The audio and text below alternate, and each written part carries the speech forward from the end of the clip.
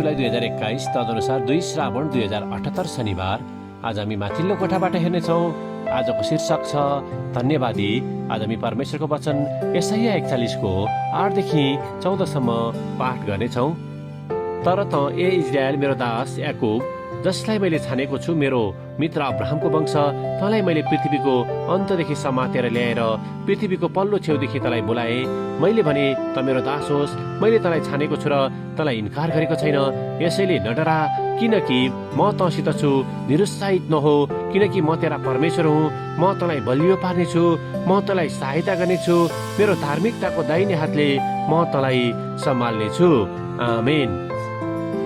फिलिपी 4:6 लेखक यहाँ जोड दिनुहुन्छ, कुनै कुरामा चिन्तित नहो, तर हरेक कुरामा प्रार्थना र निवेदनद्वारा धन्यवाद सहित तिमीहरूका बिन्ती परमेश्वरमा जाहेर हुन्। आमेन। लेखक आफ्नो अनुभव र विचारलाई यहाँ यसरी प्रस्तुत गर्नुहुन्छ। मलाई पानीमा डुब्न निकै डर लाग्दछ, त्यसैले आफ्नो जीवनकालभरि नै म पानीभन्दा टाढा रहेको छु। तर 40 वर्ष काटिसकेपछि मैले आफ्नो वर्षौंदेखि रहिआएको भयमाथि विजय हुने निर्णय गरेर पौडी तालिममा भर्ना भए। मेरो गुरुलाई मेरो भएको बारेमा थाहा थियो र उहाँले हरेक हप्ता मलाई तालिम दिनु अघि एउटा अभ्यास गराउनु हुँदथ्यो। त्यसमा मैले स्विमिङ पुलको एउटा भागमा समाएर पानीभित्र डुबुल्की मार्ने र निस्कने गर्नु पर्दथ्यो।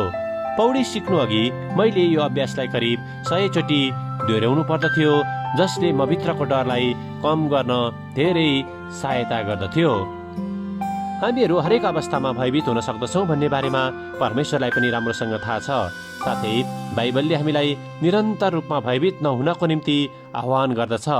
मेरो बुद्धिमान गुरुले तालिमभन्दा अघि आफ्नो भयमाथि विजयी हुने कुराको शिक्षा मलाई दिनुभए जसरी नै परमेश्वरको आज्ञाहरूलाई पूर्णतामा पालना गर्नु पूर्व हामीले आफ्नो भयमाथि विजय पाउन जरुरी रहँदछ। तसर्थ त्यसको निम्ति परमेश्वरले पनि हामीलाई एउटा अभ्यास गर्न प्रेरित गर्नुहुँदछ।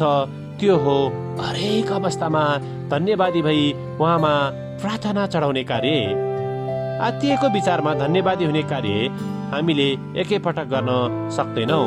जब समस्याहरू बढ्दछन् तब हामीलाई धन्यवादी भएर प्रार्थना चढाउन निकै गाह्रो हुँदछ। तथापि हामी यसरी आफ्नो प्रार्थना सुरु गर्न सक्दछौँ। धन्यवाद परमेश्वर, मेरो अर्ज बिन्तीहरूको साथमा मलाई अघि आउन दिनुभएको निम्ति। परमेश्वरले मेरो उक्त धन्यवादको प्रार्थनालाई सधैँ सुन्नुहुँदछ र मलाई हरेक परिस्थितिमा धन्यवादी हुनको निम्ति सहायता गर्नुहुँदछ। आमेन। आजको विचार, आफ्नो भयमा केन्द्रित हुनुभन्दा पनि म धन्यवादी हुने विषयमा ध्यान दिनेछु। प्रार्थना। प्यारो परमेश्वर, हामीलाई बलियो बनाउने र सहायता गर्ने प्रतिज्ञा गर्नुभएको निम्ति तपाईँलाई धेरै धन्यवाद। तपाईँको अथक आशिषहरूलाई देख्नको निम्ति हाम्रा आँखाहरू उगारिदिनुहोस्। आफूमा सधैँ धन्यवादी हृदय भएको हामी आफैलाई पाउन सकौँ, येशूको नाउँमा। आमेन। आजको लेखक एमिलिन टाइलर, कोलोराडो, अमेरिका। आजको प्रार्थनाको विषय चिन्ता र डरबाट मुक्ति पाउनको निम्ति।